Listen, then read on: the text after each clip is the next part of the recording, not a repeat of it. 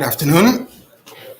So this time we're continuing on the theme of mikvahs, since this is not a Sunday shiur. But before we get a chance to continue the previous shiur, which was about Meimi Ha'ir, we're going to go off on a different mikvahs topic, which is the historical parsha of the mikvah in Rovigo that occupied the attention and the time of many Rabbanim at that particular time. To give you some, now, where's Rovigo? What's this? So to give you some historical background before we get to the meat of the inyan, so I'll quote a bit from Encyclopedia Judaica. They have an entry on Rovigo. They write Rovigo is a town, essentially. It is also the capital of the Rovigo province, which is in North Italy. This city province, in turn, is in the region of Veneto. The capital of Veneto is Venice. The Jews have been in Rovigo, it says, since documented. It's been documented since the second half of the 1200s, because already in the 1200s there's a lot of documentation from Italy. Italy is a very richly documented location, lots of documents on Yidden. In the municipal statutes in the 1200s, there's a law about Jews and non-Jews intermarrying, or even more casually. So that was already a concern then in the 1200s. In 1386, there's a mention of a group of Jews who were already in one of the towns in the Rovigo province who were in charge of collecting the taxes. Seems to have been typical. Then in 1391, the Rovigo municipality invited some Yidden to open a loan bank. So again, not so surprising. Then in 1425, there's a Jew named, it's spelled Consiglio, but it's apparently pronounced Concilio. So there's a Jew named Concilio who's possibly the ancestor of the very important Concilio family, which is going to be very central to this story of the mikvah. So a Jew by that name is mentioned in 1425. In 1484, if you know anything about Europe in the Middle Ages, so the neat little countries we have today were not quite so neat back then. You had many different regions and districts, and they all had their different control. But in 1484, Venice annexed Rovigo, so it came under the control of Venice, which is itself its own part of Italy. This loan bank that had been in Rovigo became the property of this Concilio family, and the Venetian Republic would renew the contract with this family every 5 years. So that's some of just the technical, financial background to the Jews in this family in the area. And this bank remained very, very powerful in the economic life, the community life. Then the entry gets to the controversy in Rovigo in whichever year with the mikveh, and it describes the parsha in short. And at the center of it all is Rabbi Concilio from this family. Then the entry continues and gives more history up until quite recently. We'll leave it at that. If you look in the encyclopedia under Rabbi himself, so it says Rabbi Concilio, and in parentheses that his secular name in Italy, in other places Jews had secular names, so his name was Ottavio, son of Shlema, lived from around 1540 to the year 1616, was a rabbi and a financier in Rovigo. By the way, just the derech agav, a name like Avtalion, so when it comes to researching Jewish names, you see that in different times and different places, certain names have a surge in popularity and everyone has a certain name, and then the name disappears and a new name pops up. So sometimes the question is, can you explain what the reason for that is? So sometimes the logic goes in reverse. There are certain secular names that were very common and very popular in a particular location, and Jews took Hebrew names to match the secular names. So for example, in this case, it's very possible that Ottavio is a common Italian name, so that brought Avtalion back to popularity because that's a nice, it's a nice pair with the secular name. In fact, the name De Concilio, the last name, which we said earlier, there was a Yid who that apparently was his first name. In Italy, the Yidden had a practice that often in writing in Hebrew, they would translate their last name into the Hebrew equivalent. Instead of spelling out their last name in Italian, the way it's said in Italian, they would come up with a Hebrew equivalent. So it says that the Concilio family often would call themselves Yekusiel. So weiter could be that originally the first person whose name was Concilio, his Hebrew name was Yekusiel, and then that became the family name, and then they still called themselves in Hebrew Yekusiel. As we shall see, Rav Talion, his brother's first name was Yekusiel, so looks like it's a family name. Anyway, so this Rav Talion studied under Reb Shmuel Yehuda Katzenellenbeigen in Padua. This is going to be very important. Shmuel Yehuda is going to be very central to this discussion as well. And it mentions here that to show how much he respected his teacher, he actually got an artist to paint the portrait of Shmuel Yehuda, and he hung it in his Beis Medrash. He also, just like Shmuel Yehuda was against Pilpul, so Rav Talion was also against Pilpul. Both of these details actually come from literature relating to this whole controversy. So, and then he said that this Rav Talion, he started this heated controversy by disqualifying a mikveh in the house of his brother Yekusiel, with whom he also had a financial dispute. May or may not be a connection. And that divided the Italian rabbinate. So the Rabbanim in Venice, headed by Rabbi Chizkiah Finzio Ferreira, they defended the mikveh, and it became a big issue, and until you had a number of Sfarim that were printed, as we shall discuss, Mashbis Mohammed, Mikveh Yisrael, and Palgei Mayim. That's from the encyclopedia. Now, before we get to some of the actual texts of this controversy, we don't have necessarily, or I don't have access to some of the original, the first documents we have already are sort of in the middle of things. So instead of relying on the later text to sort of piece the story together, I'm just going to quote the story again, just in a bit more detail, from an article by Rabbi Eli Brackman at Oxford. He has a number of interesting articles, some of which touch on mikvahs. And he has an article about Reb Simcha Lutzato, who was one of the Rabbanim at that time who was involved in this. And in the course of that article, he brings a summary of the story. He himself, everyone copies and pastes from each other. It's not his own research necessarily. He himself is mitzayin to where he based himself on, but just a neat summary of the issues at hand.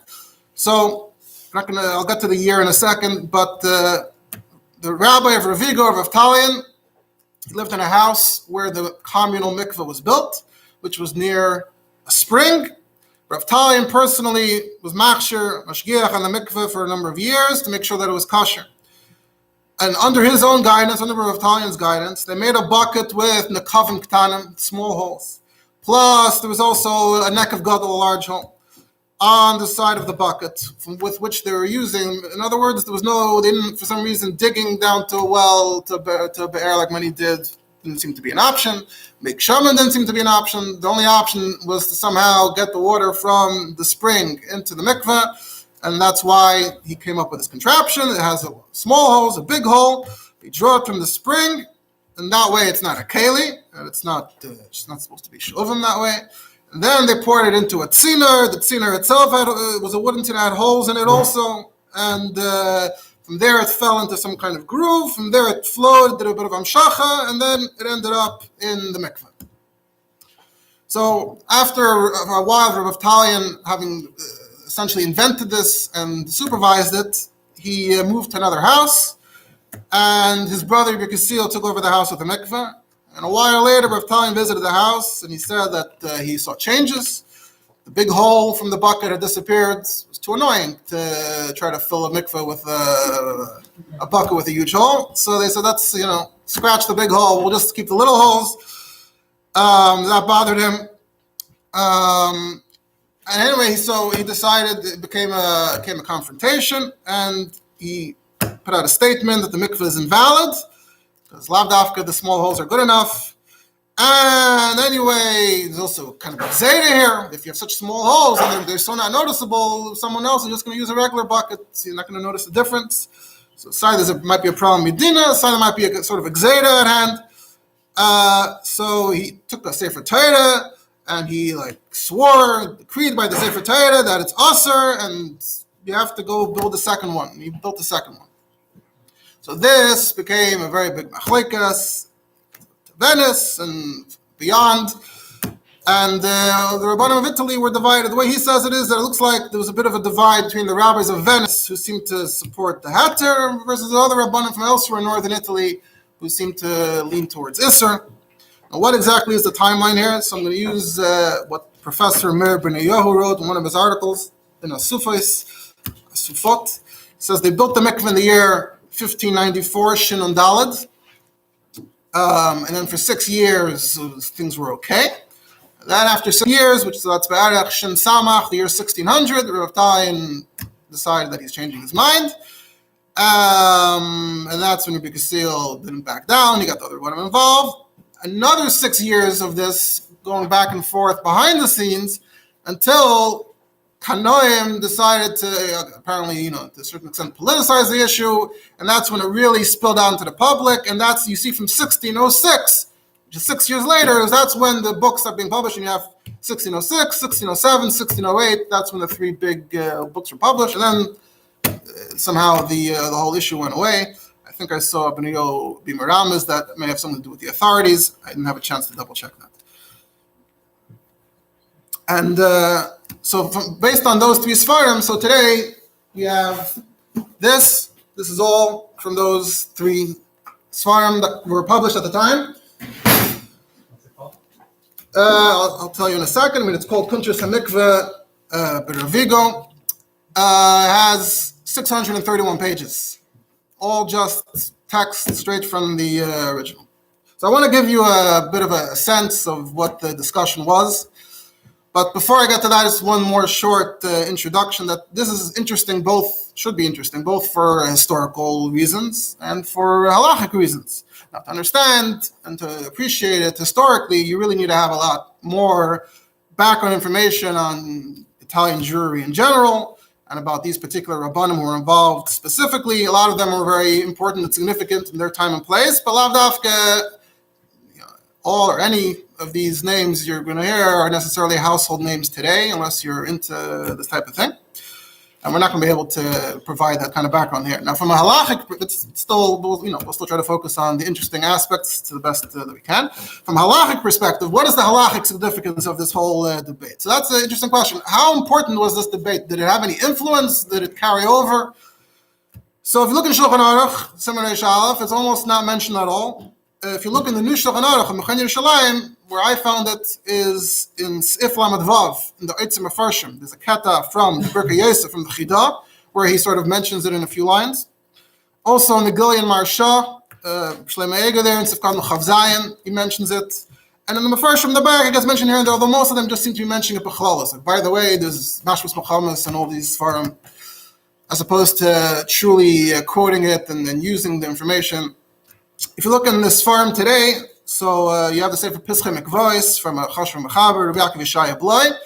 So when he gets up to this topic in his Sefer, so he writes, Teisei Tivusa, like the credit to the Mechaber of Taras Yom Tov, the Helmetzer, Deitch, the Yom Tov Lipa Deitch, who printed, he has, so this Helmetzer, he has a set of Taras Yom Tov. It's like a Kol Boya Mikvos. It's like 20 volumes, and each volume just has Kol Minei Chomer from Rabbanim today, from Rabbanim Amol. At that time, that was the way to sort of get this information. Today we have Hebrew books, you don't need to do it like that. We also have this Sefer in this format today. But for a long time, the last 50 years, if you wanted to find this information, you looked in Taras Yom Tov Chelik Tes, where he reprinted all of these Svarim.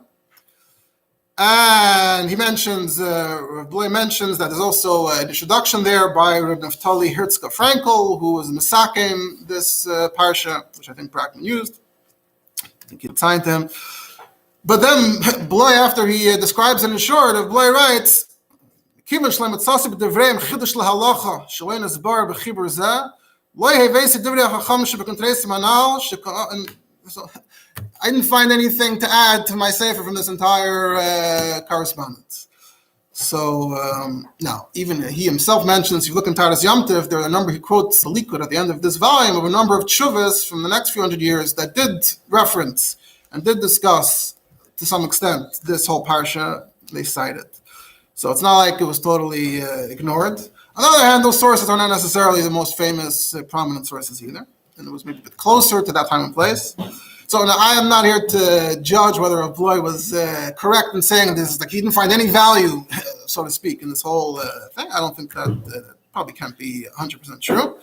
But there is some truth to the idea that this whole story didn't leave a particularly powerful mark, and it could be the topics, the specific issues they were discussing are not like the top sugyas in mikvahs. And in hindsight, it is a little amusing to see, how big, the texts grew. But I actually, what I wanted to do is, after I went through the controversy, I wanted to actually do some own research and be a quote from more recent Sfarim that do quote this actually more than you might realize, but there wasn't enough time, so we're going to have to just rely mainly on discussing the parsha itself. And at the end, quote a little bit from what Rav Frankel wrote himself about how it ties into the mainstream halachic discussions on these issues of mikvahs. So now we're going to look in this, take a look in the sefer. It was printed by Machon Zichron Aram. It seems to have a major typo in how they spell the name Rovigo on the spine and on the shower blot. So I don't know if that's typical or not.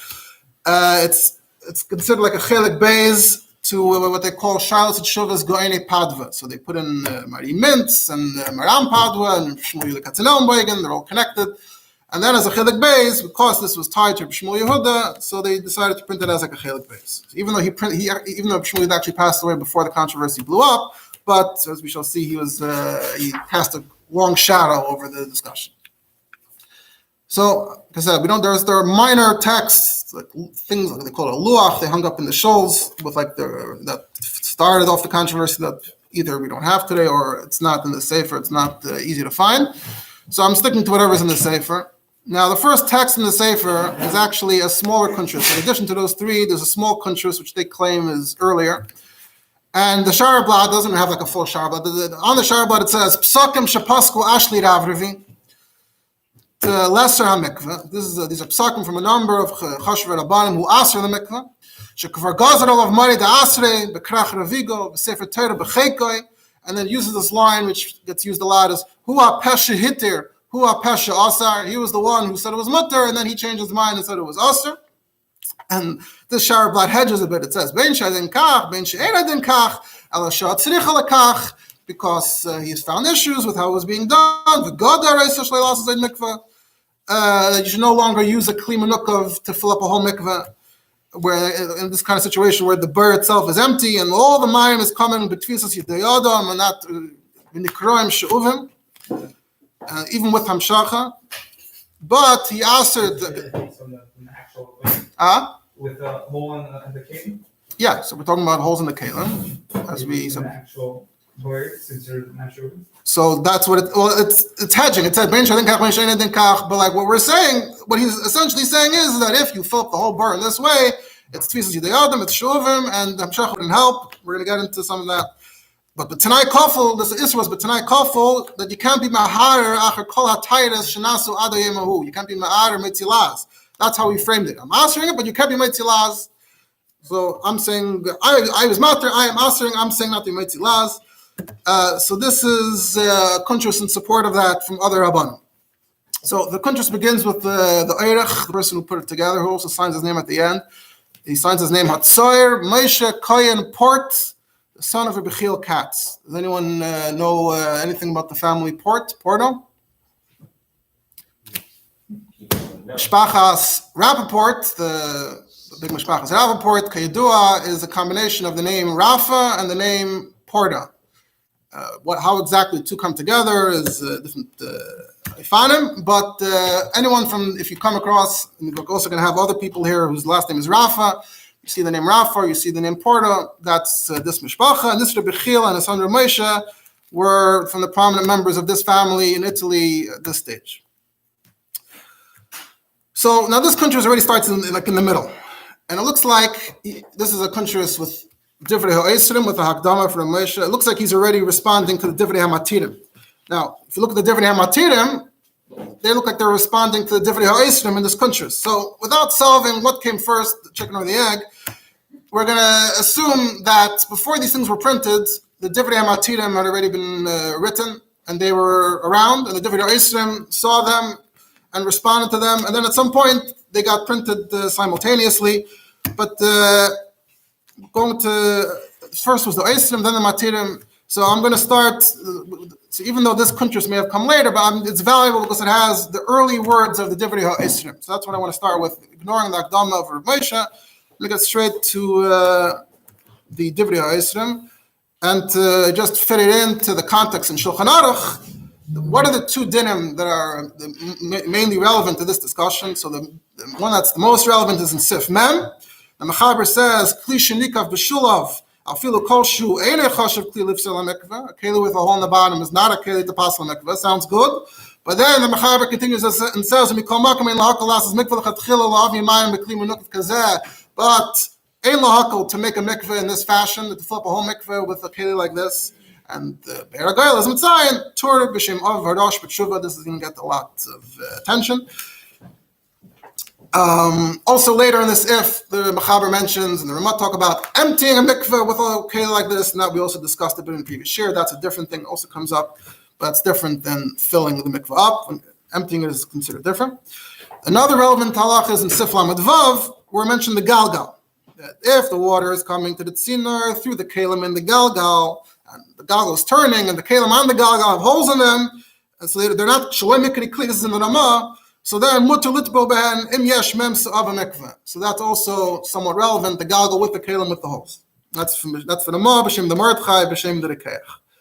So now this discussion B'chlal has many subplots and sub discussions. I'm going to try to help cup and point out what point is which. Okay, let's get to it. So the first letter of the Eisrim is from Rabbi Shmuel Arkavolti of Paroa. Now, like I said, every individual, every name here has its own backstory and its own history, and Rabbi Shmuel Arkavolti is a very interesting person, but we can't get into any of that. So the first discussion, the first point that Shmuel touches on is on Rav Talian's right to paskin however he wants, and that no one can mix into his decisions. So he says this person's in his own city. He can paskin even negar harabim, like we see in Rabbi Eliezer Demila and Shabbos, that they would chop wood to make coals, to make a metal for a knife, for a meal on Shabbos, for Rabbi Eliezer Shitta. And then that's what they did. And the Gemara says that it's a positive thing, that there was Yisrael, they did like Rabbi Eliezer, or you Mason Bismanan, they used to die at the ripe old age, and that was a chiddush. And also this one's a Gzeira on Mila, and that one city was exempt. So you see that there's Dafka Mila and following the Rav's unique psakim in your city, and that's Lahakal. Kol Shekain over here where it's Lahachmer, and he says because it's not like something where like the whole Klal Yisrael got together and made a psak. Everyone can make his own svara in his own place, and you don't mix in. Kol Shekain Lahachmer, and he mentions that actually historically this has been an issue in Italy, and he cites, he's the only one that I saw mentions this, that in Ferrara in the year 1554, like 50 years earlier, he says there were takanas then, shelo yodel chacham ba'asar dechavrei v'zel aman liyitzmuchu machlekes. So there had been issues that come before, and they try to say that others should be mixed. That's what's going on here. Rav Talian is essentially the biggest authority in his town, and you have Rabban from other places that are intervening. So that's Shmuel's first point. To the actual point, he says Rav Talian has a simple argument, good argument. A person's actually drawing the water. There's a person's involvement. And you can't tell me that there's amshacha because we follow the machmirim, shuvoshim shichua. You can't fill a whole mikveh from shuvim or amshacha. And you have this Rosh. He quotes the Rosh b'shem the Tur. The Shulchan Aruch had already been printed a few decades earlier, but it's interesting to see at this stage in Italy who is quoting the Shulchan Aruch, who's not, and the spread of the Shulchan Aruch, of course, is its own topic. He quotes b'shem the Tur, who says from the Rosh that so it all comes together. Plus, there's Gzeidas here. Besides it, there's Gzeidas. Rabbi sees the problems that are being created. So he made it as a Gzeida. And if it's L'Shem Shemayim, I understand why Matinim are mixing in here. And Avada, if they went through the information, they would certainly agree that the Machmer is right. He signed his name. That's the first shtickle in this country. The second one, and this is more barichus, is from someone by the name of Rabbi Yehuda, the son of Rabbi Moshe Mifano. The world knows Ramami Pano, which is really in Italy it's pronounced Fano. So he comes up in here a little bit. I'm gonna pronounce it Fano because that's how it's pronounced. So his name is Rabbi Yehuda ben Moshe Mifano, Miteshave Venezia. That's how he signs his name. And as we'll see later in the responses to him, and in his own sefer, as we shall see, he has another name besides Fano, which is Saltaro. We'll get into that, the significance of that later. And from what we see here and what we see later, it seems like Rabbi Yehuda, this Rabbi Yehuda Mifano, Miteshave Venezia, is actually sort of one of the leaders of the campaign. The two leaders are essentially Rabbi Moshe Porto, who printed this contrast, and the last sefer Palgamayim, and this Rabbi Yehuda is the other leader who wrote the first long Psak L'Isser, and who printed the sefer Mikvah Yisrael, I believe, as we shall get to. So Rabbi Yehuda gets to the heart of the issue. He says the Matirim. He says this is how the Matirim are looking at it. The Matirim are saying that in their mind, as long as the dli has a hole in it, so then it doesn't matter, whether a person's mamish actively filling it up and pouring it out. To them, that's mamela. It's like bidei shamayim. It's not tolish. That's how they're looking at it. And their only question is, what about the holes? How should the holes be? This, like that. Should we be geyser? Maybe it's gonna, you end up with one without holes. He says, I don't understand. They saw the Rosh, they saw the Torah, they saw Mari Karo, the Shulchan Aruch, that they're all warning. Ayi Asik. That's how he paraphrases. Ayi Asik b'kli nakov. Don't start with these kelim nekuvim. Befrat b'asiyas hamikvah. The only time it's kosher is much earlier. Begigis, when you have the gigas and you want to toivel in the gigas itself, or the water is going through the gigas on its own, and from there to the mikveh, that's one thing. There's no person's involvement there. The problem is just the keli as a keli on its own. But here, you have a dli nakov, the person's actually handling it and moving it around. To him, it's obvious that, of course, this is shuvin and plushin. And the only time that it mentions in Shulchan Aruch, all these makairis, that you could use dli nakov, even betfisas yadayadam, is beharakas hamikveh, emptying the mikveh. That is a discussion about, that's a whole different thing. It says you're just drying it out. Tfisas yadayadam is only ba'asiyas hamikveh, not by. That you're not trying to fill the mikveh, you're trying to get it out. It's always connected. No, we're going to get into the nitzoik. That's a top. We're going to get to those, but just the basic idea that emptying a mikveh and filling a mikveh is not the same thing. The gzeira of tfisas yedei adam, he says, is only in filling the mikveh. Baharaka, we really don't care. But ikar hadin, you don't even need a hole b'chlal, even if it splashes out. He says, but it's better to have holes. Haraka is different, but b'asiyas hamikveh, everyone agrees that it needs to be roiv that are not shuvim. Hamshacha doesn't help. You don't want to have shuvah shemshichu kula like the shiltas. That's the minhag of everyone. Unless you're be'eretz tziyah, if you're in some farvarfet place, you want to use shuvah shemshichu kula b'shas adchak shalei lehimanim a pir of erivia. Fine, that's not what we're talking about here. This is another normal Jewish town in Italy. He says, in my opinion, whoever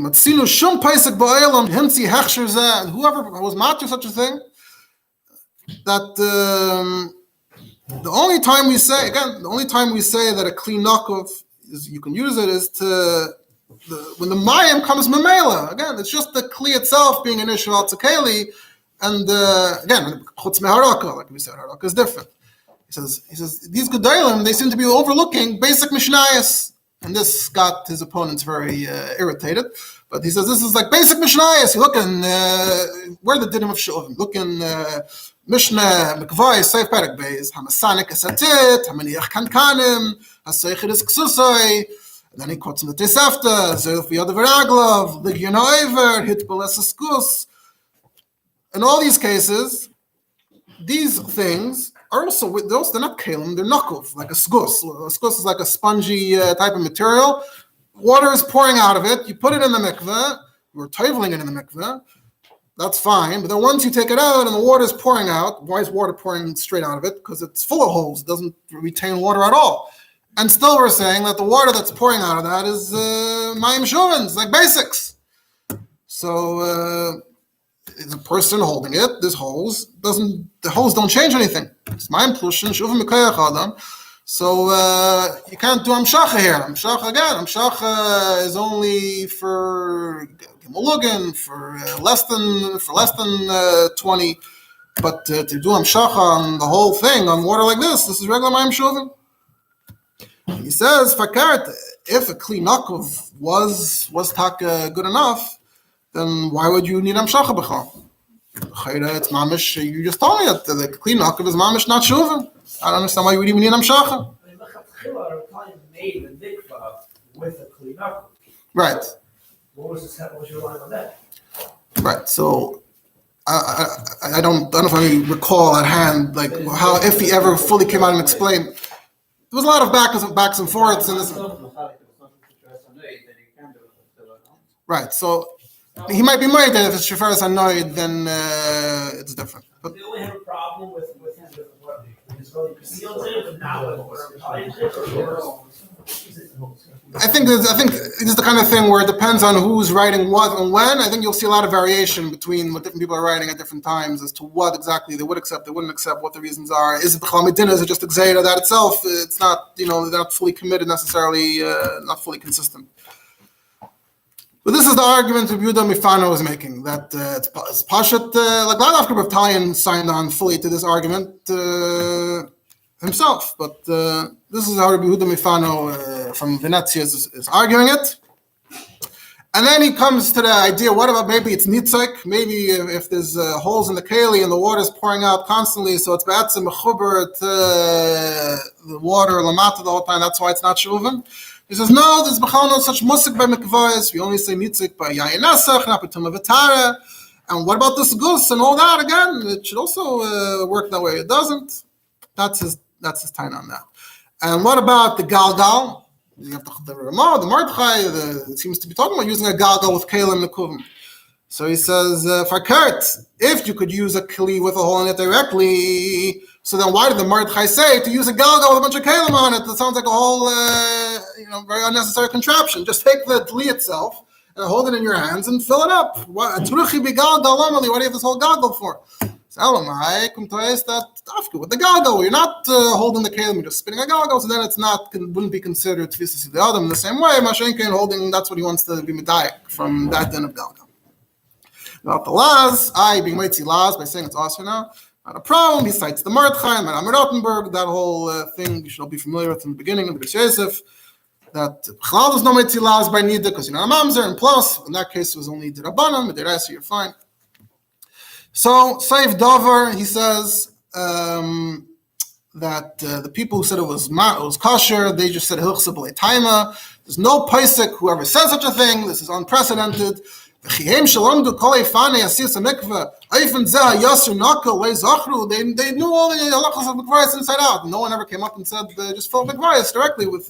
That's how he's. He says the Rosh, the Tur, B'is Yosef. They're all saying that too.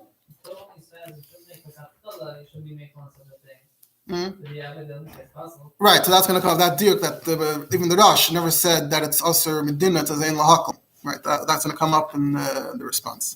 But everyone uses the text to make their case. He's saying like, hey, Asik, you got to stay away from it. That's how he's taking it.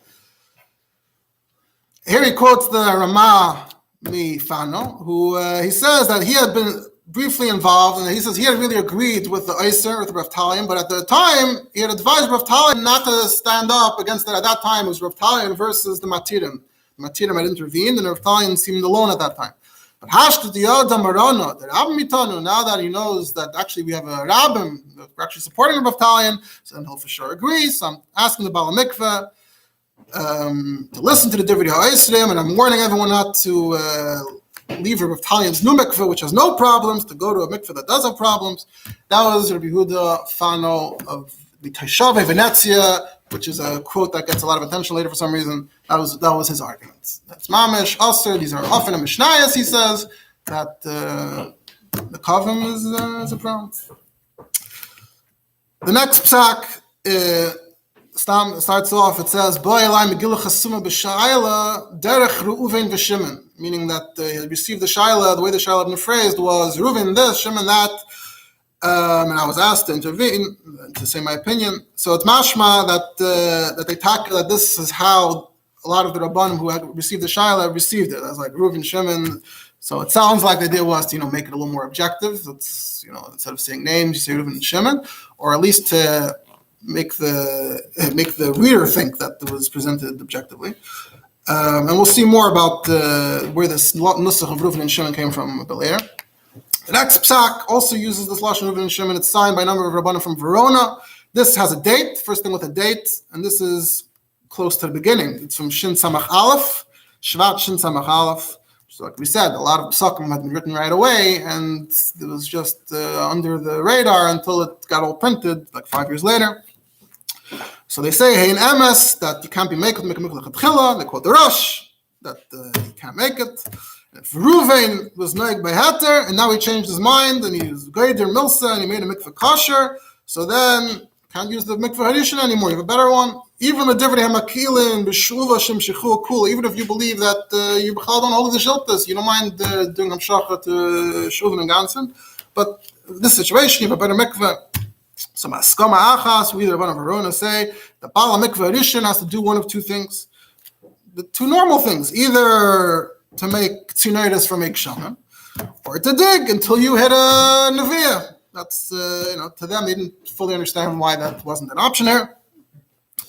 I don't know, I didn't come across a reason as to what the precise problem was, why it didn't seem like an option. Later, it does mention something like a financial issue, so maybe those were more financially difficult than just making a bucket. And if they don't do one of these two, we're answering the mikveh, even if it was beheter until now, so they're not necessarily fully signing on. Like that's what I'm saying, there's different people are not taking it to, different levels. They're saying, maybe beheter, but from now on you have a better one. It's signed, Verona, Chav Gimel Shvat, Shin Samach Aleph, Baruch Hamachuna Ben Dit, Mordechai Basan, Chaim Segal, Yaakov Tzarfati. The next one is signed, Gunzburg, Pi Hamadaber, Yeshaya Anov. So it sounds like someone who is from the town of Ginzburg in Germany. And you had a lot of Ashkenazim in Italy, as we shall see. Just one point that he mentions is interesting. He says, Kfar Haya Maisa Meriva Mikveh Ben Rav Kohol Pilera. I'm not even sure how you pronounce it or where it is. Didn't have a chance to figure it out. But there's another episode that he's referring to. The amount of ink that was spilled. The pens that were broken. They spent 10,000 gold pieces on this fight. They had to fix it in the end. So what's the point? Why fight? Just make it better. Just improve it. If you can make a mitzvah min hamufcher, you should do zakeh v'anveyu. That was Shai Anov's argument. There was a family in Italy, Minha Anovim, which is, like I said earlier, is actually a translation of an Italian name that might be, he's not necessarily like calling himself Anov that way. It might be like a family name. The next one of the Oisim is Moshe Menachem HaKohen Rafa, the other half of Rappaport. And he throws in a line, he says, he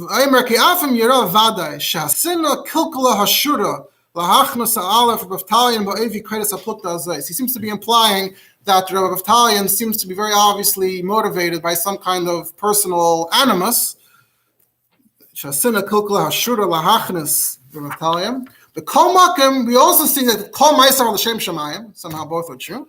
We have to be done the Kav Schus, that Hitaka feels bad about the heter, and no one else, Israel, is doing this heter. And since it's a Chiddush, and once there's a Reisa, where they're not doing it exactly the way he said, so again,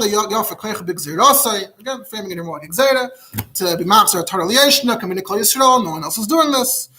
And the Chacham HaMatir shouldn't have intervened. This is one of the issues that comes up. Why are people mixing it? As we discussed, different sides to that argument. And here we come to one of the big issues, which is what did Reb Shmuel Yehuda Katzenellenbogen, or who as they call Reb Shik, Shin Yud Kuf, is what they call him in Arav Reb Shin Yud Kuf. What did he have to say? What's his connection here? Because the mikveh in its original form, the Rav Talion's Hechsher, existed when Reb Shmuel Yehuda was still alive. And apparently, it's a big discussion, but apparently Reb Shmuel Yehuda agreed to it on some level. So all the Matirim were saying, we're following in the footsteps of Reb Shmuel Yehuda. You can't start up with Reb Shmuel Yehuda. You is one of the biggest Gedolim in Italy. And it didn't, Nishka passed for the Oisrim to just say, oh, we disagree with Reb Shmuel Yehuda. You couldn't do it that way. Frat, Rav Talion himself, his whole metzius, his whole zach was that he was a Talmud of this Shmuel Yehuda himself. So this is a lot of tiptoeing or dancing around this Shmuel Yehuda. So how is this Oyster, how's Moshe Menachem HaKohen Rafa going to deal with this? He says, "Ve'en safek etzli, she'ilu haya goyim, Rav Reb Shin Yud Kuf Zal, b'chaim chayusay hader bey."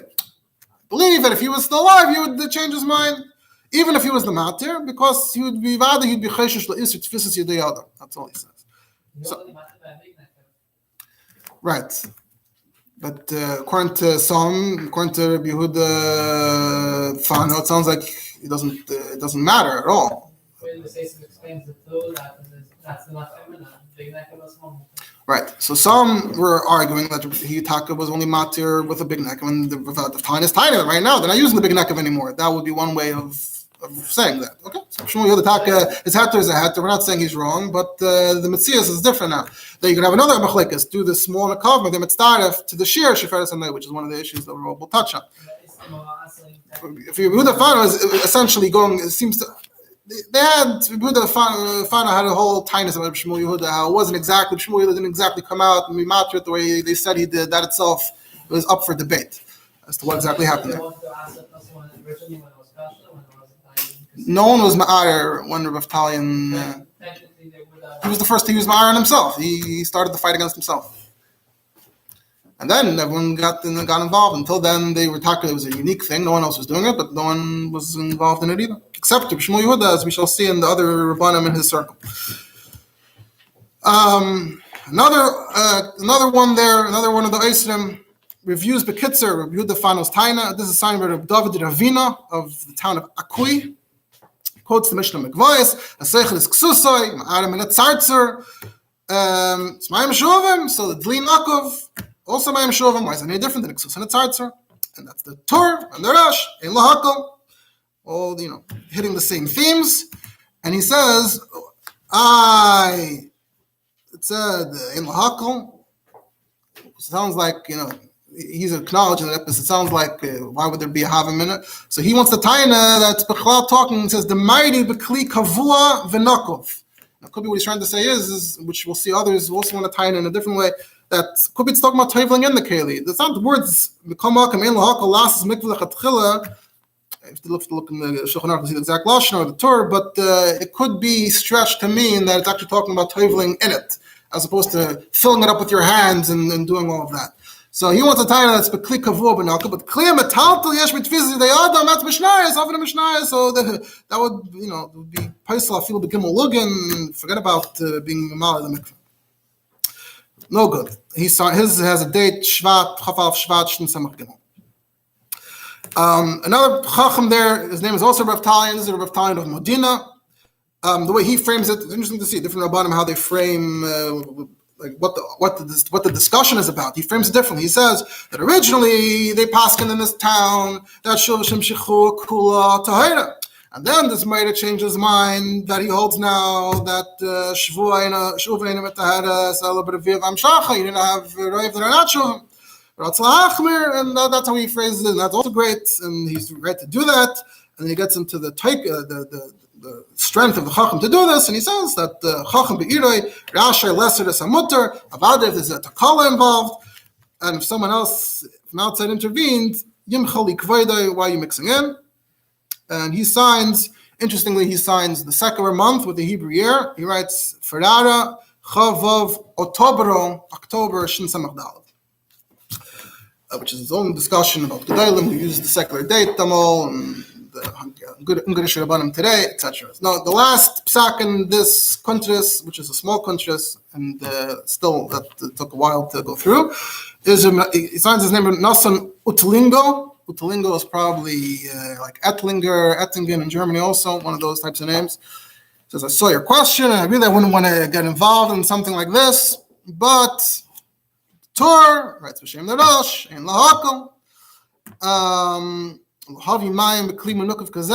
So and so therefore Yafa also Chacham that they should make mikvah chadash mimayim noivim. So apparently the new mikvah was made out of mayim noivim directly from the ground. And I can't imagine who would want to disagree with that. And he says, we don't have a mikvah chadash. We're sitting, we're waiting. That's what we're doing here. We wouldn't ever consider using kelim with holes. We're waiting for the rain. And even though they didn't ask for my advice, but Peidak Shalom, that the Chacham HaMatirim should, take themselves out of the picture. And everyone should type in the new mikvah, mitzvah min hamufkar, and this is signed even earlier. Vav Nisan Shin Samach Aleph. And again, the Seder, of why it's in the Seder, I'll get to that in a moment. So we're going to leave this countries now. Psakim Shapasku Ashley Rav. And now we're going to move on to the big countries, Mashbis Mochamas. Now, for comparison, the countries I just reviewed is from page 1 to 11 in this book. And the Mashbis Mochamas is page 13 to 189. And that's before you get to the other two. So you can only imagine what had happened. Well, no, the shiur is not just getting started. I would say we're about more than halfway through. But you could just imagine what had happened politically or whatever was going on behind the scenes there that sort of turned this into such a huge issue where suddenly they're printing, quantities and quantities of pages and books, which on the other hand ultimately remained a very local thing. It's not like these Sfarim, Quran became classics either. So in the beginning of Mashbis Mochamas, which is supposed to, get rid of the wars, right? So this starts off with a nice song. There's 10 lines, all rhymes with Mochamas, about getting rid of the Mochamas. Nitbas Pai Venetia Hamhulala B'mitzvahs Zaniti in English or Italian, you pronounce it Zanetti. And b'mitzvahs in his direction, and ubeveisoi in his home. Shnas Shin Samach Vav, 1606. The Psakim Shapasku that I just went through before, that was and all the other chiburim of the Oisrim were printed by the competitor. The competition went down actually to who printed what. So the rest were printed by the competitor in Venice, the print of Digara. And the experts on Jewish print and bibliography have already written at tremendous length about Zanetti and Digara, and that's a whole topic in its own right. So there's Akdama from Rabbi Shraga Gershon, who apparently is the one who printed it, Mashbis Mochamas, and he says that the Hashem, they realized what does that mean? It means that, based on a number of sources, that in the beginning, the way this fight started was, there was a luach ha'esirim, a luach hamatirim, which is a page or two, you stick it up on the wall like a kolkaida. That was how the fight was being conducted initially. Luchas habris. But how much can you write on kolkaida and the luchas habris? So therefore, the Gebayim Ma'ilman Hashem decided it's not good. It's called Dvarim B'li Rayas. Nimnu v'gamru, Nasfu v'amru, Lachreis be'eit barzel v'yiferes, Kol echad v'echad me'matirim. Now we're going to start getting to work. Things are going to start getting serious. Now today we know, this, when it comes to getting a lot of people to sign on something, there's always a little bit of politics as to what order the names are going to be in, and sometimes you say, it's the Seder Aleph base, don't complain, or it's the Seder that we got the signatures in. So it's interesting that both the previous countries, Ramesha Kayan Porto writes, I just want to point out that Ein Muktim Melucha B'Seder HaGoenim, Yesh Behem Rosh Yeshivas V'Rabbanim Kshishi, Kulam Rabbanim, Achuzei Cherev HaBekiyos, Meludei Milchemes HaPilpul V'Asvara HaNachayna, and they're all great, and it's Kafir Sherbo B'Ksuvim Bilti Seder Zmanim U'Madregas, which it's not even in the order of when it was written, because we saw Shin Samach Gimel, Shin Samach Aleph. So I guess Kafir Sherbo B'Ksuvim means when he got his hands on them. Not clear what the order is, but he's made this disclaimer that it's just in no particular order. They're all great. So here also, Rabbi Gershon, he says,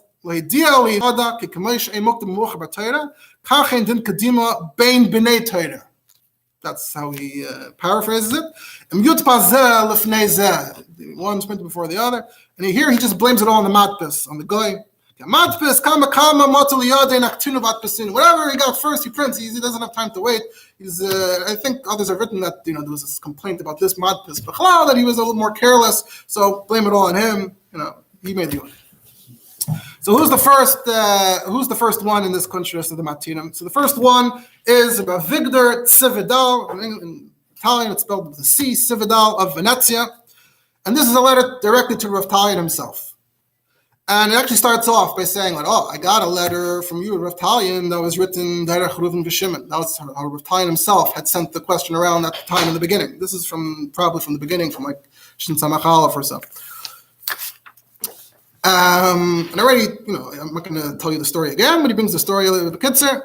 And the Rav Talion, when he sent the story of Reuven and Shimon, he had made it clear that he would like to get some support for the Eiser, who happens to be him.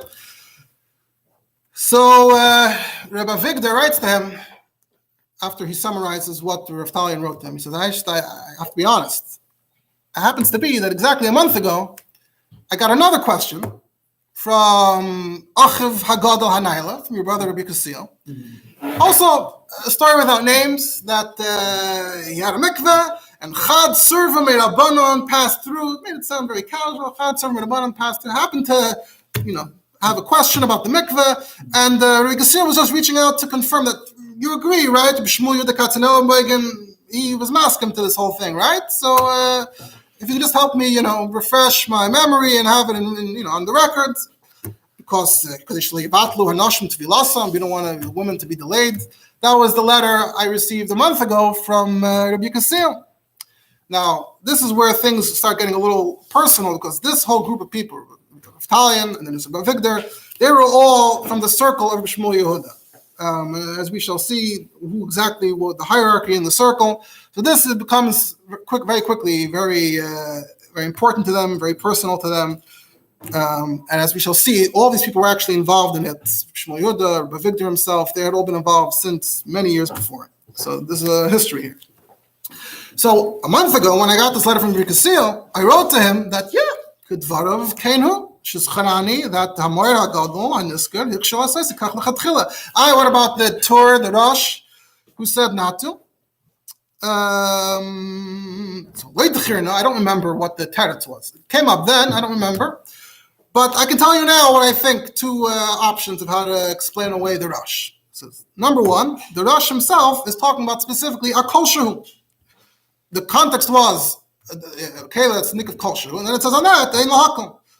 So, dafke kol shehu, mashenkein, if, as nekavim rabim, kol shekein, originally there was a shefaris hanayit, so near the behad yashin shem kli olav, so the Rosh will have no problem. V'ay daf shaleimar, similar to what one of the Eisrim said, but here has a twist, that she'ein lahakol means doesn't mean that you're using it to fill up something else. We're talking about toveling in lahavi mayim bikli hanakov, that you're filling up this keli. You want to tovel in the keli, and you shouldn't. And again, right? You're talking about kol shehu, and you shouldn't tovel in a zafal with a kol shehu because you need a shefaris hanayid. That whole topic. So mashenkin over here should be fine.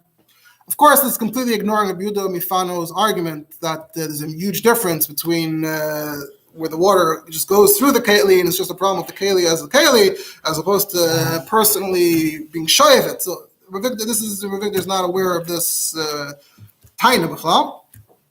So that's how he's explaining the Rosh. So this is all what I wrote to Rabbi Kasil. So I told him, "Ein lahar achar ras hazaken Shmuel Yehuda." Whole base is still Nishan Ohira Isa, we're all Tamid Shmuel Yehuda. The Im Yizdam in the fun of Ha Servo Meirabanan, tell him that, show him what I wrote, and I'm sure as soon as he sees what I wrote, that he won't cause any more problems, because Shmuel Yehuda, you should tell the Nashim Tzidkanias, Sheba Simcha V'Tov Levov, Yitlu B'Mikvah Nisker. So this is what my interaction that I had a month ago between me and your brother. And now all of a sudden I get your letter about Reuven and Shimon, and suddenly it started clicking. I realized, wait, you're the Tzorah Merabanim. I got it now. Let's start the Ad Moed. Now I was very upset. You guys are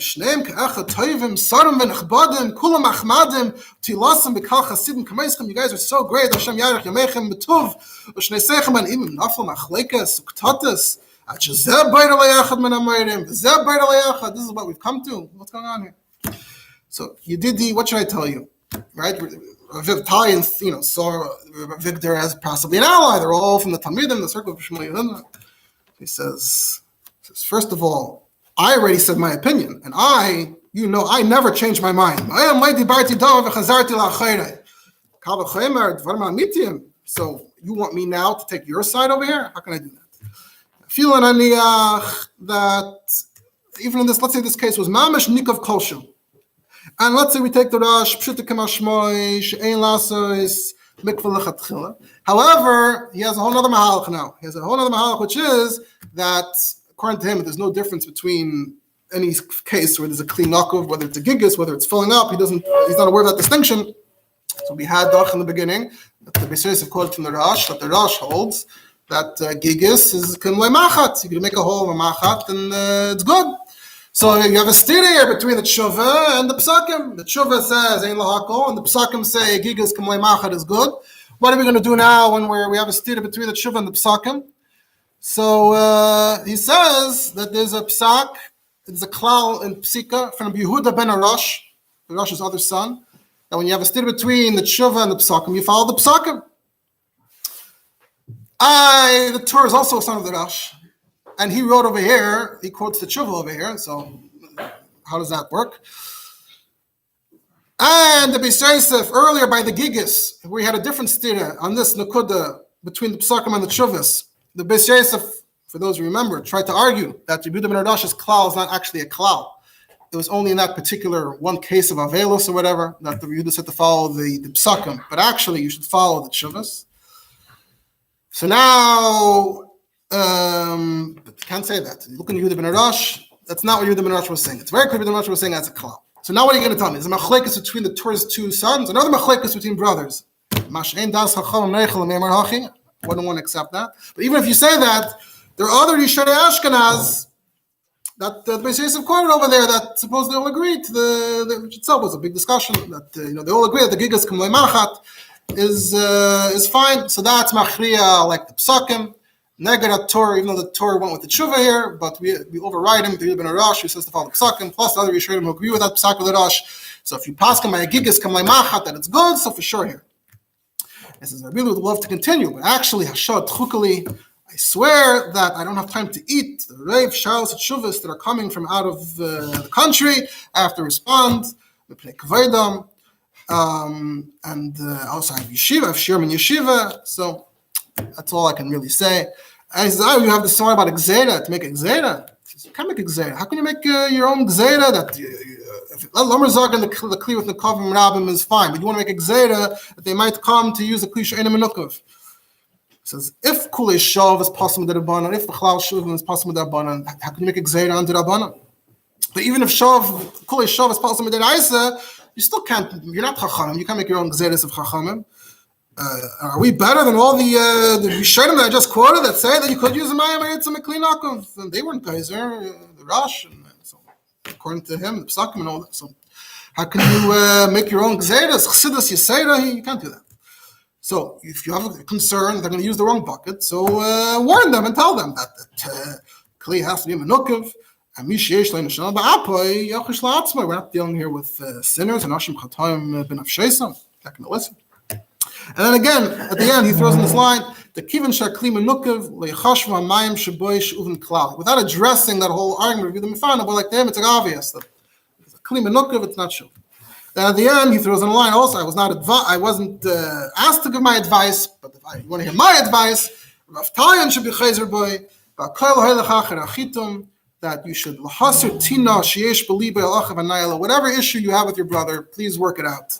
And and tell your brother you want to be his friend again. And that you'll get back on track.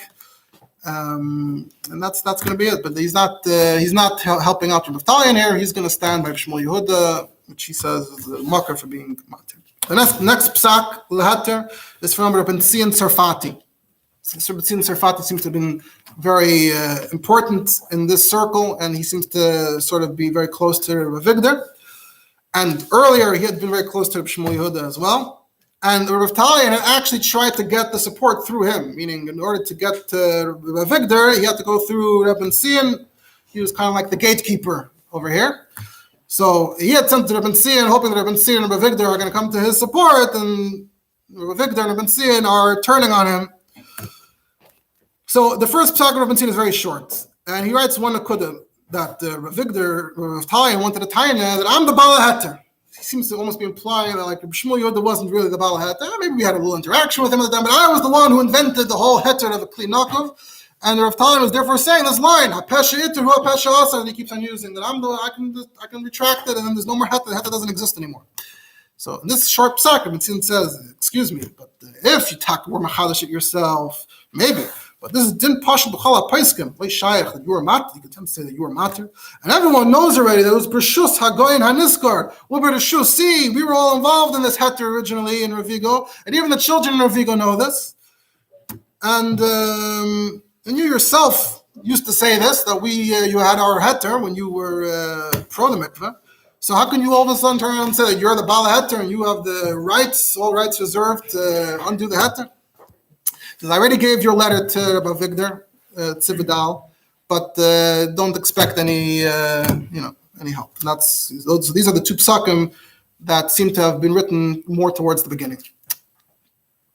One more point he mentions is that there is a tzas laz over here. You can't say, we're no more mikvah, but we're not being mitzi laz.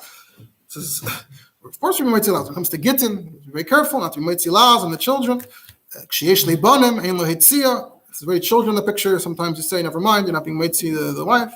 You announce in the shul, shalei lo hitzi laz. So how does that work? First of all, who says the people who heard this, heard that?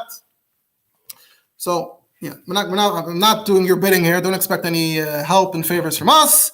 Your friendship, we love your friendship and all, but nothing to it. That was all from the beginning when Rav Talon had reached out, and those are the responses he received. Now, this book has been printed a few years later. In this book, there's a much longer psak from Rabbi Sin, and this is signed Cheshvan Shin Samach Vav, the same year the book was printed. So, at this point, things seem to be a lot more politicized, and the battle lines are sort of entrenched. And here already, from here on, is where you start seeing a response, where the Matinim are already responding to the logic of the Oisrim, and especially that Rabbi Yehuda Fano of Venezia. Right? So he tied it earlier, often Mishnayos, Shiva, even if there's Nekavim, even if water is coming out of it, of course it's still Shiva, because the person held it in his hand. So you can tell that Rabbi Tzion in his response is pretty annoyed and irritated about what he considers to be the chutzpah of this Rabbi Yehuda Fano. And actually throughout the tshuva, he reverts to calling him Salter, which I said earlier, his other name was Saltaro. We'll see further the significance of this nickname. So he's writing very sharply against him, against the Oisrim Bechlal. Again, at this stage, things had deteriorated. And at this point, I'm gonna, this is the last main halachic part I'm going to present here, because time is limited. And I'll try to be makatzer, even though it's somewhat lengthy. So there's the Beis Yosef earlier by the part that's relevant to Siftaz Vav. In Siftaz Vav it says Kozman She'em Mikvah Aparim Sa'ah.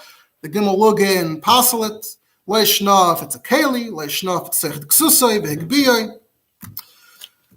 So the Beis Yosef there quoted Shuvas Hamyuchasais Laharamban, which, as we know, are really from the Rajma. And in fact, you asked me about this. Someone asked me. The Beis Yosef actually addresses this clearly in his Hakdama to Beis Yosef. He says, "V'hine bali yadik tzas shuvas harashba, ksuvas be'eit barzel ve'feres betfos," meaning they've already been printed. Because of betchilas and shem shuvas haramban, the Sharblat says it's shuvas haramban. Kshani kaisev me'esim shuvas, av b'shani yedea she'it shuvas harashba, ani kaisev kasav b'shuvas laharamban. Because that's what the book is called. So I'm going with the name of the book. But I myself, I'm telling you a disclaimer, I know that this is the Rajma. If I call it by the name of the book, you'll be able to find it in the book. That's always the logic of the Beis Yosef. But he actually says clearly that it's the Rajma, and he'll call it the Ramban. Has a convention. Now, this was actually mentioned by Rabbi Yehuda Fano himself. But this is how Rabbi Tzion uses it. It says, the Ramban says he had a question. And the Tesafta, we have the Castellan. It says if there's a hole, then Yotzim Materas Kli, it doesn't pass on the mikvah. Then you have the Segus.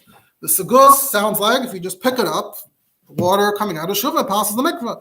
And the Ramban already says, Av b'she'en lecha kli nakav b'shulav yesem imenu. Rabbi Yehuda Fano used this earlier to say, you see, look, all these Mishnayos are talking about the Kelim Nekuvim, and of course it's Shuvah.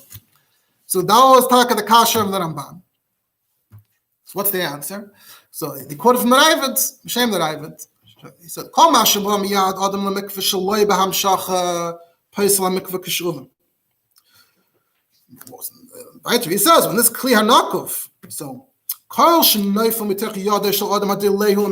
you're filling up with the keli and then you're pouring it into the mikvah, that is also possible as a mikvah. There's no hamshach here. What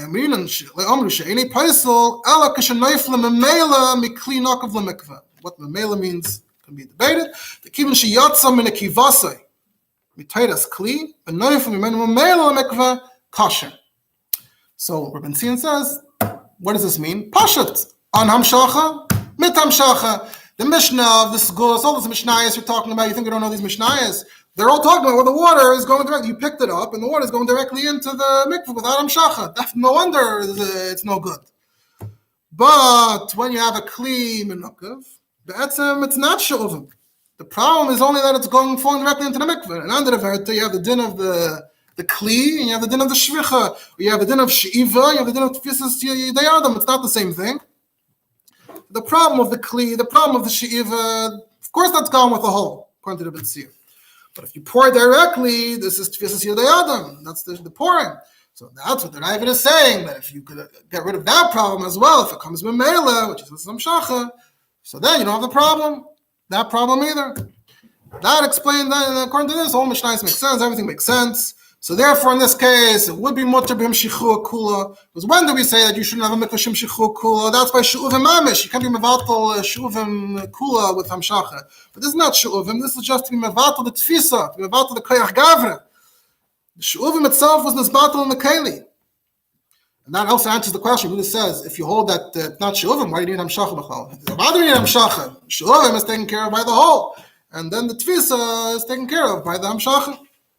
He says this is actually the exact opposite of Netilas Yadayim. By Netilas Yadayim, you need koyach gavra. So there's a din there that if you poured water through a tziner and it spills it on the other side, we say, by the time it went through the pipe, it's already lost the koyach gavra, so it's not a good Netilas Yadayim. Here, it's exactly the opposite. You don't want the koyach gavra, so it works exactly in reverse. As long as it travels a bit, you lose the koyach gavra. That's the mirror image of the din of koyach gavra in Netilas Yadayim. And how much hamshacha do you need? So there's a discussion of what the shiur is, and Rubam is skimul hilchos, so that it's gimel tfachim, tfach is gimel tfachim. Ki b'zeh shiuru shepasak koychay de gavra ba'atzmai pashat higayin. You throw the water, it's moving with your force, and after gimel tfachim, it's already moving on its own and lost that original force that you imputed, you put into it. That's how we, and the galgal, you would have said from the galgal that, why did they say to use a galgal? Why not just fill up directly with kalim? Isn't that a raya? You can't use the kalim directly. He says, what are you? It's ridiculous. To keep on filling buckets and buckets one at a time. Why would you replace a galgal with one bucket? What are you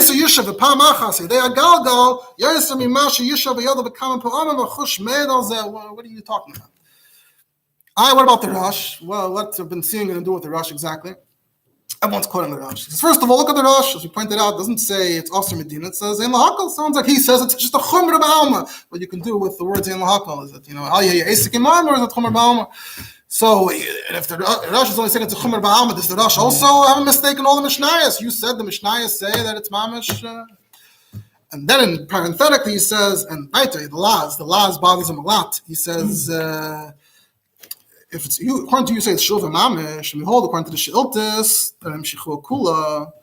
So then, calling that's no good. And calling your lord the miyem shenasa mikvah harishin, hayrasam shalei b'kedusha isa, umuvas liyuchaliska and huzaba alanida, v'harli mena b'nei bas.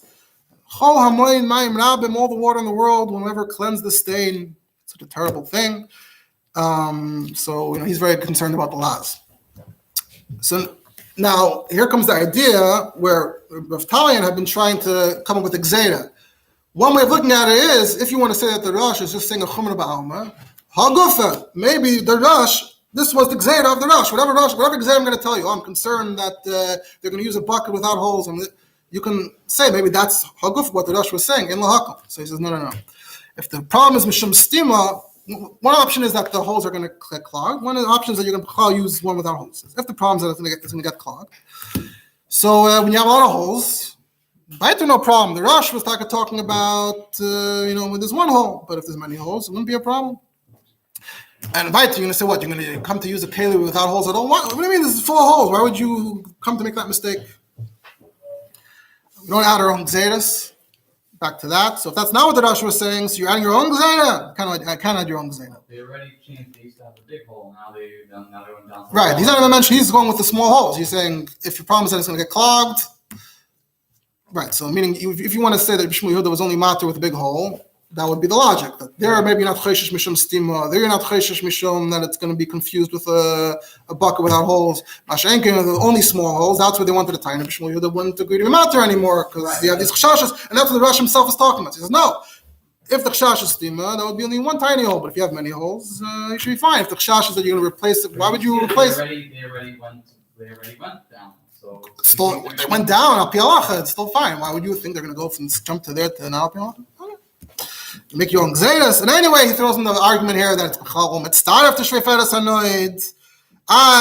You're going to say that Shmuel Yehuda was only matter b'shreiferas hanoid. Fine, we still have a shreiferas hanoid, not the way it was then, but it's mitzvah after shreiferas hanoid. So Shmuel Yehuda will still agree. That's his argument. But din zeh shemitzdarfa and a kavim dakim l'shreiferas hanoid. Even though the Torah doesn't mention it, but Mahararik, which is Yosef Karo, mentions in Shulchan Aruch, Seven Reish Aleph, Siknun Beis, halacha psuka, b'lishim chaylik, hagoyes Israel, and the Ramah usually darke lahachmir. Well, the fach is lichtav yesh eimrim, yesh machmirim. Ramah has nothing to say. So halacha psuka muskamas will in a couple moments start. You're mixing into your territory that it says Chacham Shas Chaver Shalahatir. That's a Yiroch Hadasha Shemu'elam Yehuva Beveis HaMedrash. But this is Davar Shehotek Kavar. We had this logic before. Pigoini Elam. And already we're matir, it's Gzek Hamayom Vishanim, and other Chacham are still alive, like me, for example, Ben Zion, and now you're coming to Aseret. No, not going to work. You can't say Chacham Sha'aser in Chaveri Rashi Lahatir.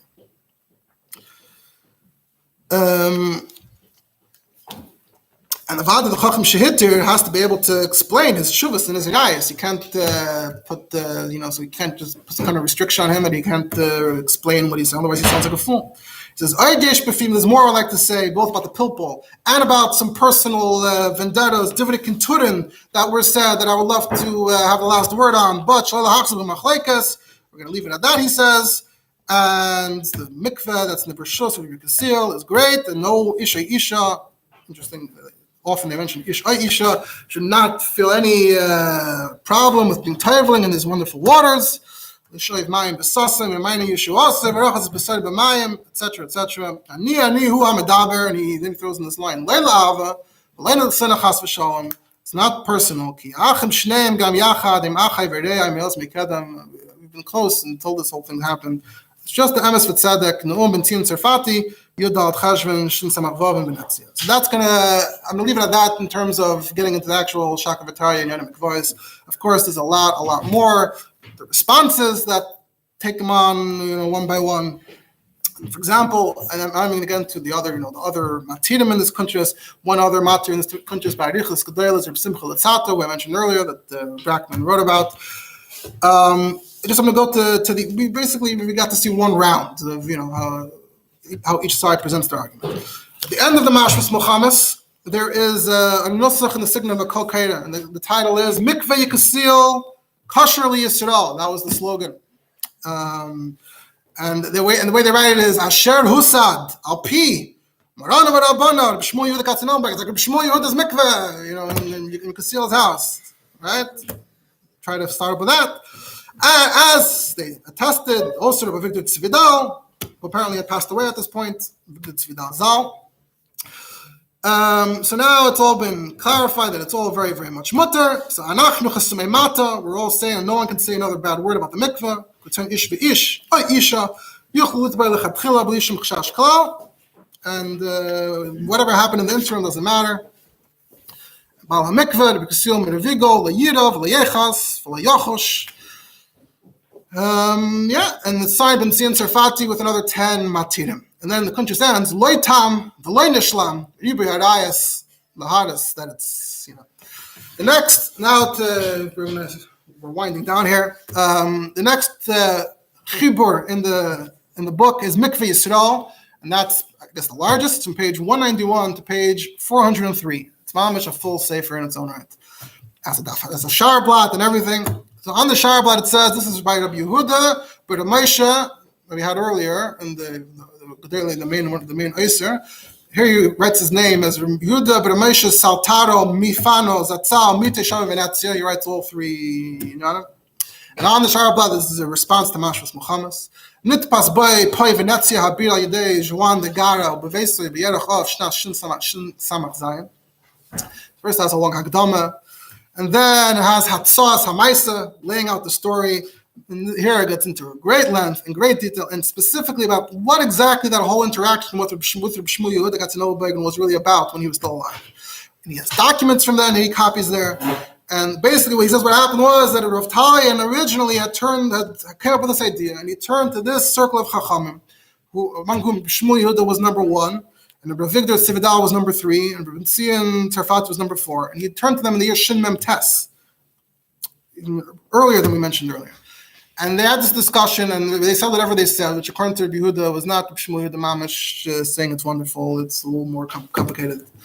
And then 5 years later in Shin and Dalid, because of the Deichek HaHitzois, as we can see from his own records, that's when he made this mikveh, like a very cheap mikveh with a bucket. And then after 6 years, that's when the trouble started. So he lays out the story in his version. And then he starts taking apart Rabbi Tzarfati's psak, and he responds like literally line by line, 30 seifim. I just want to point out some interesting points, non-halachic points. In Sif Ches, he responds to what Rabbi wrote. Rabbi wrote, I'm responding to this fellow, Rabbi Yehuda Fano, ha'choisem atzmoi miteshavei Venetzia. Sounded like a shtoch to him. Sounded like there was some kind of, what are you trying to say? Ha'choisem atzmoi miteshavei Venetzia. What are you trying to say about me? So he took it to mean that there's some kind of like, I'm Rabbi Tzarfati, I have very high ma'amad, I have a very high position here in the rabbinate in Venetzia, and who are you? Ha'choisem atzmoi miteshavei Venetzia. So Rabbi Yehuda gets really, really upset about that, and he essentially what he does is he pulls the race card. He says, "Ve'im k'meduma le'marana shahanasios ba'ashkenazim yeya." So what do you think that the Ashkenazim run this town? Only Ashkenazim run Venice. Umana Hashem ha'Italkiyim v'Hamizrachiyim v'Hamaraviyim v'Kavod. And to understand some of the history in Italy, that what was unique about Italy was that you had these multiple kehillas that were coexisting to one extent or another side by side. I've seen someone who wrote that we see an unusual number of halachic controversies such as this, dafka in Italy, and that may have something to do with the fact that you had all these factions, which wasn't so common in other countries. It says, so you think the Ashkenazim run the show and the Talkim, Mizrachim, Aravim don't deserve it? Chalila! Can't be racist. You have to know that Hashem, where Hashem made the world is. Where you come from doesn't matter. With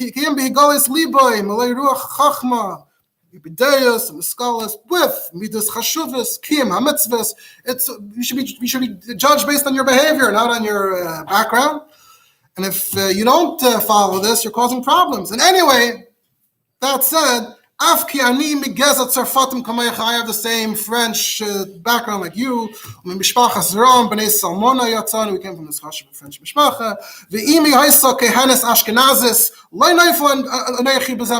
I'm no worse. I also have Ashkenazi blood.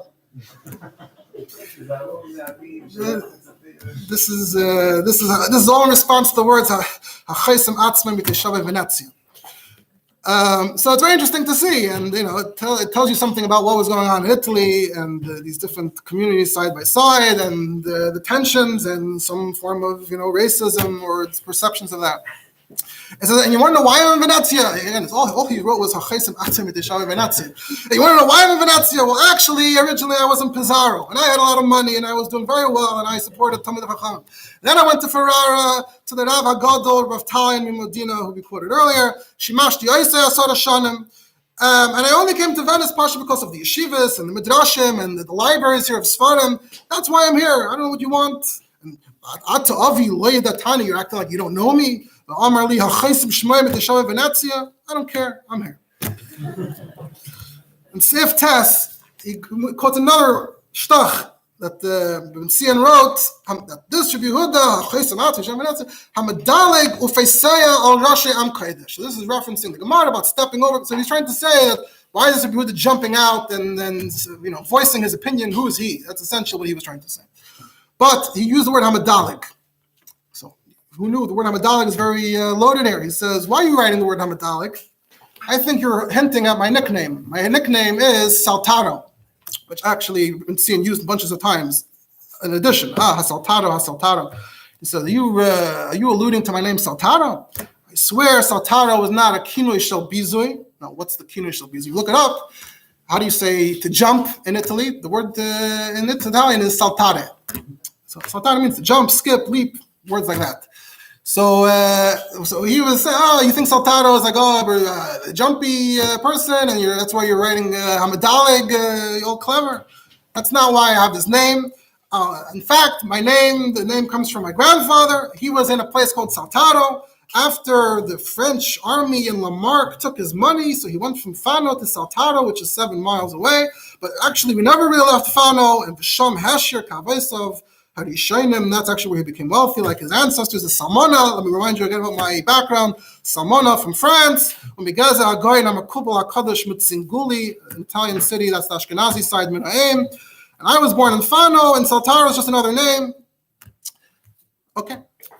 So again, some kind of personal issues going on here.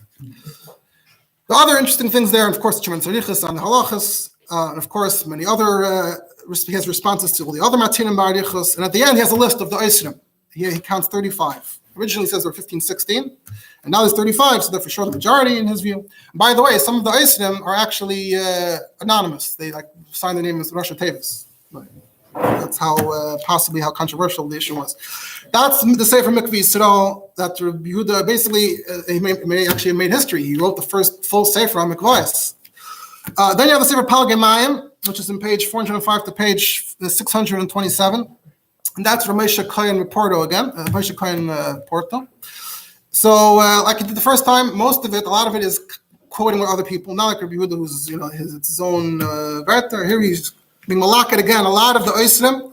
Here, for the first time, he actually prints it about Talian's own words, and that's where the encyclopedia that we quoted earlier got these points. He quotes from his Rebbe about Pilpul, I guess he's implying the people that are arguing with him are too mafulpul, and if you're against Pilpul, you won't have this problem. He also throws in the line about the picture of his Rebbe, because he's defensive, he's defending himself, he's arguing on his Rebbe. His Rebbe was matter, and he's asking, he says, and I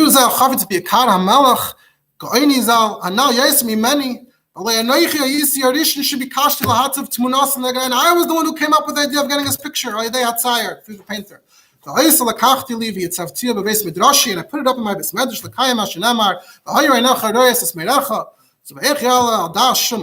I would be out to attack Shmuel Yehuda. It's him. You got to hear directly from him, from other Eisrim, which were also quoted some of them in the beginning. And then he has his own arichas as well against the Matirim. And we're going to leave that at that. Now we're getting close to the end. When another interesting, somewhat amusing side point that came up here was that when people were trying to attack Rav Talian, they were trying to hurt him. They wanted to ruin his good name. So they said, this Rav Talian drinks yei nochrim, stam yeinam. He's not makbid on the din of drinking Gaishan wine. And Rav Talian felt very defensive about that.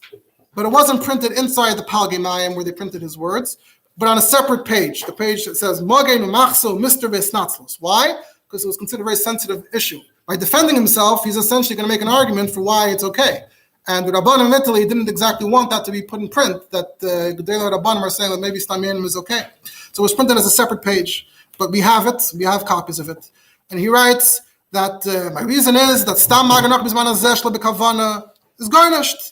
And the real reason Machlal today is Mishum his chatnus. We already mentioned this in previous Shiur Christianity. The Ramah brings that it's not Mamash Nisa, but he only says that to be Mekel in Hanoah, and even that Gufin al Chatchila. And here, Talian is taking it to Mamash say that there's no Nisach at all, it's just this chatnus. And anyway, I saw, I can't be Mekayim the mitzvah Kardoi unless I'm Mamash standing in my house and watching all the wine coming and going. I can't do it. So that's why Salakti Yod Mikrishu is that. And anyway, I'm being Toila. But Ilan Gadol, Shmuel Yehuda himself was on Nizar. And I was once arguing with him, and he said in the end, drink wine with them, that's chasnus. But to buy the wine from them and drink it in your house, where's the chasnas? There's no nisach, there's no chasnas. So, and everyone agrees that you can't attack Shmuel Yehuda, so don't attack me. I'm just following Shmuel Yehuda. And he keeps on twisting and turning, and he throws in a line over there. He says, then what about nisach hamayim? Right? We mentioned in the previous year about the mayim for baptism. So the Christians have a ritual with water. Maybe we should be choshesh for nisach hamayim. If you can be nizer, all the Yisurim Mishum Chasnos, but we're not, all the other Yisurim also pass and all those things, we're not nizer in Chasnos. So, Yain Esav also, Yishtam Yanim also. Now, we probably shouldn't even, we don't have time anyway, but we probably shouldn't get too much into it because we probably also don't want to, spread this argument, this strain of thought that was considered very controversial back in Italy itself. Anyway, what happened was, in addition to that, there's a daf printed by Rabbi Moshe Porto. Basically, what Rav Tayan did here ended up hurting himself because Rabbi Moshe wrote that he printed this page as like a secret page to show to the Rabbanim. But his opponents, they went and took the page and they announced in the whole shul, Rav Tayan is being matir, stam yenam. So it created an even bigger mess. That was just a subplot of this whole controversy. And now for the last minute, where does this fit into halachas that we learned? So Naftali Herzka Frankel, who helped print this in the Helmet Sefer, he was a Rav in the Eid HaCharedis. He passed away like 4 years ago. So he says, if you look at the Taz essentially agrees with the Matirim and Rovigo, but not for their reason. The Taz's vart was of Nitzik, that according to the Taz, since the water and the hole is going through the holes constantly, it's connected.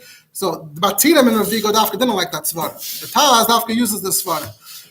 There's also a Tshuva Maran ben Chaviv in Ginas Verad and Masfardi who also says this vart. He doesn't mention the Taz for some reason, but he also says, I don't accept their logic that they argued of the Nekavim, but if you say Nitzik, then that's good. However, you have Achrein already that don't accept the Taz. Halacha l'maisa, don't make a mikvah like this.